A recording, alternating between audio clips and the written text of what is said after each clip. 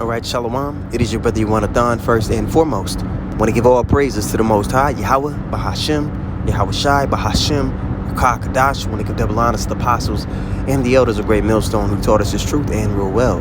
Want to say Shalom to all the brothers and, of course, the few sisters who are pursuing this truth in sincerity. All right? May the blessing of election be upon your house. Now, today we're going to talk about the end state of America. The modern Egyptian, okay, the modern citizen of Babylon the Great. In their mind, America will never be touched. Calamity will never come near them or upon their precious land of the free. Even 2/3 of our people, they cherish this place. In their eyes, it's the land of opportunity, but in all actuality, it's the land where Israel is oppressed.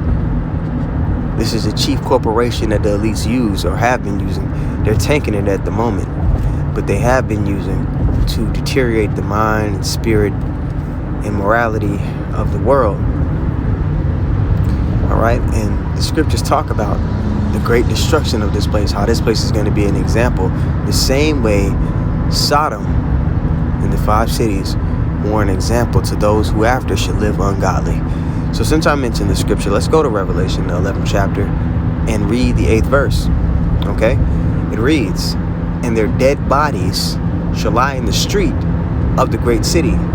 Now, our people here, they are spiritually dead, dead to their heritage, dead to the ways of Yahweh Ba'ashem Yahweh Shai. Ezekiel, the 37th chapter, correct? So, you know, it's a miracle because we were completely disconnected from our power. It has to be divine intervention. That knowledge has been increased to this point to where we have returned into our heritage, because it was prophesied that the true children of Israel at some point in time before the Lord returned will be completely discontinued from their heritage, as it's stated in Jeremiah the 17th chapter in the 4th verse. The people that live in the land today, you know, you ask them, there was no point in time where they were completely disconnected from knowing who they were. They're just converts, man. They're not the actual bloodline descendants of the nation of Israel. We're the ones who fit the so-called Black, Latino, and Native American people are the ones that fit the prophecies of the Bible, because things were foretold to, you know, come upon us, and the things that were foretold to come upon the children of Israel never came upon any other people besides the people I prior mentioned. Okay, now continuing on with the verse, let's read it again from the top. Revelation 11 and 8. It says, "And their dead bodies shall lie in the street of the great city." Okay, countries also can be, you know, referred to as cities. In ancient times, you know, cities would be walled, and really set up in a way to where, you know, it was fortified. All right. "And their dead bodies shall lie in the street of the great city, which spiritually is called Sodom and Egypt." Okay, spiritually this place carries on the vibration of Sodom. Going all the way back to 2008, even prior to that, obviously, you know, homosexuality was something that was pushed on the so-called black community with the Nixon administration. You know, you start seeing that prototype or that personality in a lot of black exploitation films, a lot of movies, a lot of artists were put in the forefront in front of your face who had particular tendencies that weren't traditionally masculine. But going back to 2008, you had the Biden administration, the Obama administration, who legalized same-sex marriage. In the Biden administration, which is a branch off from the Obama administration, same people, it's gotten even more freaky. Okay? So the vibration of Sodom is pushed here heavily, man. Laws are made to where you have to be accepting. You have to be accepting of this lifestyle that's contrary to the things of Yahweh Ba'ashem Yahweh Shai. All right. Hold on, bear with me real quick.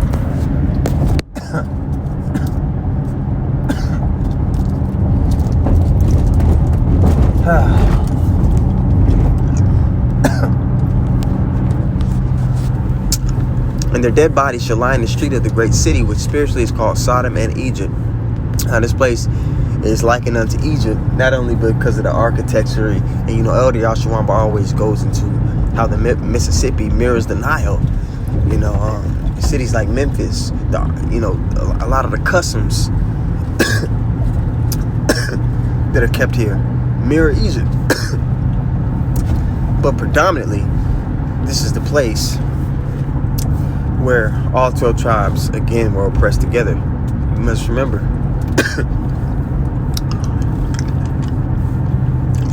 the northern and southern kingdom were split. They went into separate captivities, but in Egypt, they were in captivity together. All the tribes were in captivity together.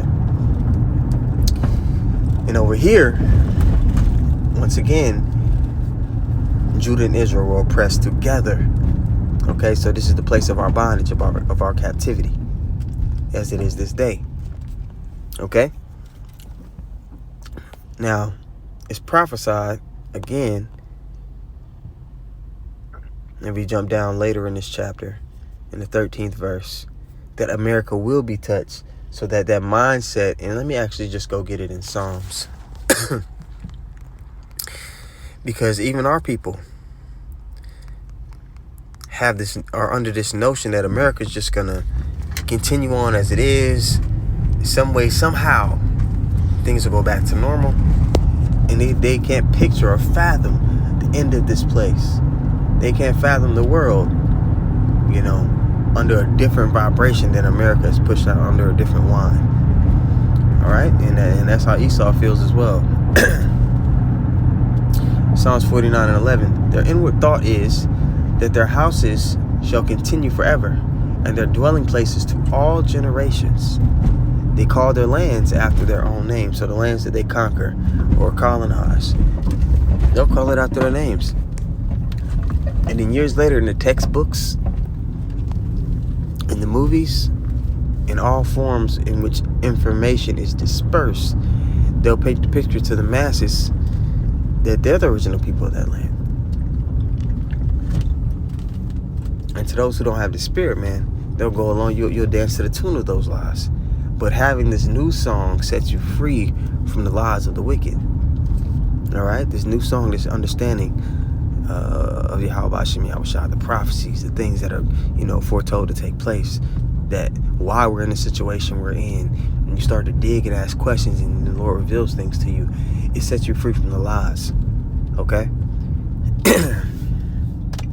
Now let's go back to Revelation, the 11th chapter.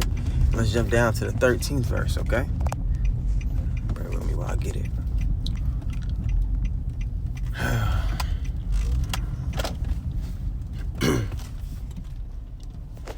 Go ahead, son, get out. All right.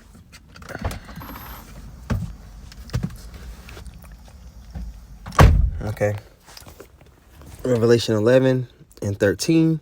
Okay, it reads, "In the same hour was there a great earthquake, because nuclear missiles are going to hit this place." Yes, thermonuclear missiles, ICBM missiles, are also prophesied in the scriptures. There's no stone left unturned. There's nothing that's not addressed in regards to the state of the world and the state of how our people are going to rise into that rulership position upon the return of the Son of the Messiah. All right, verse 13 again.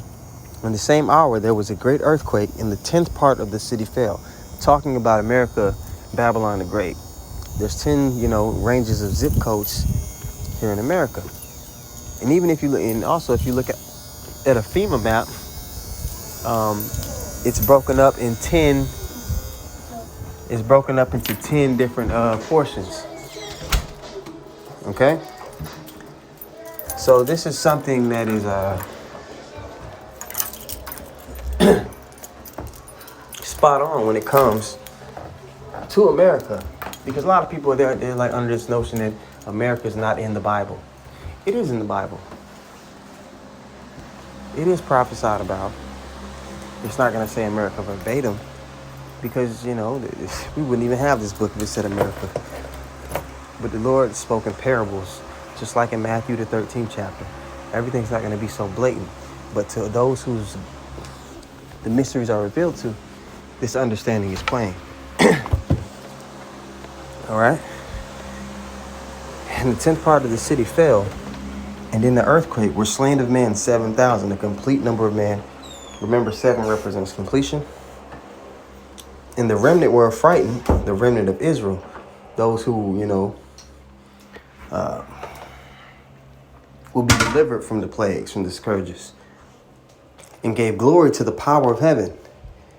The second woe was past, and behold, the third woe coming quickly. So the woes are great destructions, or the world wars, right? The third world war is prophesied in the Bible, and there's a particular way which it's even prophesied to be fought. And that's, you can go to, it's plenty, you can go all over the scriptures, but Isaiah 9:5 is a quick one, because it paints the difference in which every war prior to this one that's getting ready to be fought was fought. And then it tells you that difference. Let's just read it really quick. And I'm fighting this cold, man. Pray for me. All right, this is Isaiah 9:5. It says, "For every battle of the warrior is with confused noise, and garments rolled in blood." So every war up until this point, what? Confused noise, cannons, guns, men screaming, swords clanking against each other. All right? Bombs going off. Confused noise, and garments rolled in blood. Dead bodies upon the battlefield. Men have lost their limbs. Men with fatal injuries. Men just with regular injuries, but they might be bleeding out. Garments rolled in blood, right?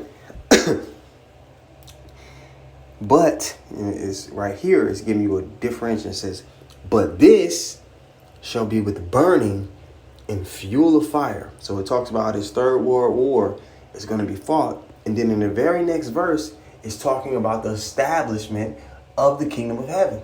Verse 6, "For unto us a child is born. Unto us a son is given," Yahushua, who the world ignorantly calls Jesus. "And the government shall be upon his shoulder, and his name shall be called Wonderful Counselor, the Mighty Power, the Everlasting Father, the Prince of Peace." America will be touched. America will fall. And this is biblical prophecy. This is something that, we're simply like the weathermen, the forecasters.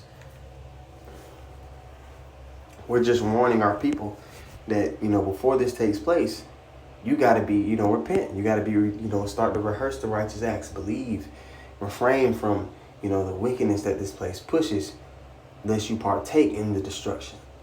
All right? Because those that are of that remnant, that were frightened, that seen all the calamities, because we're not going to be taken out of the way and then everything happens. No, we're going to be in the midst of it. I know you're in the church, you've seen all these rapture movies, like you're going to be taken. No, we're going to witness a lot of it. Some of us even are going to be martyrs. This is in the scriptures too. All right? You want to be equipped with the spiritual wherewithal, all right, and the protection to weather the storm that's coming upon all the earth. It's not just here in America. It's going to come upon all the earth. But America is going to be the exclamation point on the fall of this rulership. All right? Let's read this Isaiah 9:6 again. "For unto us a child is born, unto us a son is given, and the government shall be upon his shoulder, and his name shall be called Wonderful Counselor, the Mighty God, the Everlasting Father, the Prince of Peace." All right? So, you want to be a part of that number that's taken out of the way, taken up into the chariots, or what the world ignorantly calls UFOs.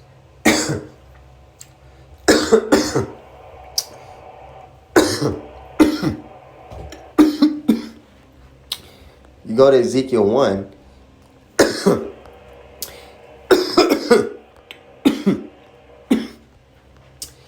It describes the chariots in the 16th verse. The UFOs, they too are in the Bible. There's so much that you haven't been informed about being in the church, being in the world. People think this Bible is just something that's, it's just that book that's sitting on their grandma's living room table. But this is the key, all right, to the invasion of destruction. Zephaniah 2:3 says, "Seek righteousness, seek meekness, so that you may be hid in the day of the Lord's anger." That should be the thought in your head. What do I need to do to be hid in the day of the Lord's anger? Because it is coming upon us. And with that being said, man, I'm going to give all praises once more to Yahweh, Bahashem Yahushai, Bahashem Rakakadash. I want to give double honor to the apostles and the elders of Great Millstone. And I want to say shalom to all the brothers and, of course, the few sisters who are pursuing this truth in sincerity. All right? May the blessing of election be upon your house. Shalom.